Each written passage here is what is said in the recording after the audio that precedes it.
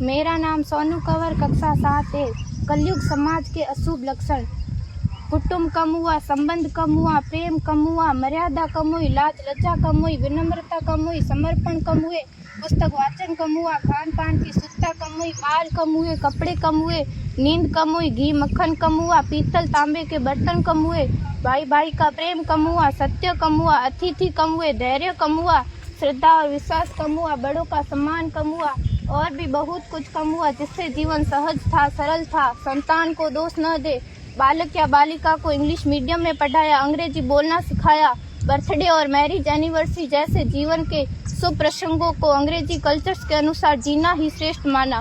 माता पिता को मम्मी डैड कहना सिखाया। जब अंग्रेजी कल्चर से परिपूर्ण बालक या बालिका बड़ा होकर आपको समय नहीं देता, आपकी भावनाओं को नहीं समझता, आपको तुच्छ मानकर आपसे जुबान लड़ाता, जब आपको बच्चे में कोई संस्कार नजर नहीं आता, तब घर के वातावरण को गमगीन किए बिना, संतान को दोष दिए बिना एकांत में जाकर रो लीजिएगा, क्योंकि पुत्र या पुत्री की पहली वर्षगांठ से ही भारतीय संस्कारों के बजाय, मंदिर जाने के बजाय केक कैसे काटा जाता है, यह सिखाने वाले आप और अम्मी है। जब बच्चा पहली बार घर से बाहर निकलता है तो प्रणाम और आशीर्वाद के बदले बाय बाय कहना सिखाने वाले आप और अम्मी है।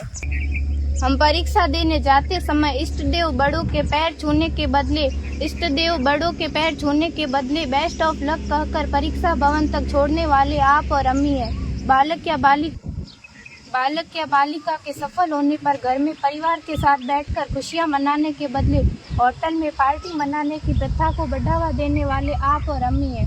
बालक या बालिका के विवाह के पश्चात कुल देवता देव दर्शन भेजने से पहले हनीमून के लिए फॉरेन टूरिस्ट स्पॉट भेजने की तैयारी करने वाले आप और अम्मी है।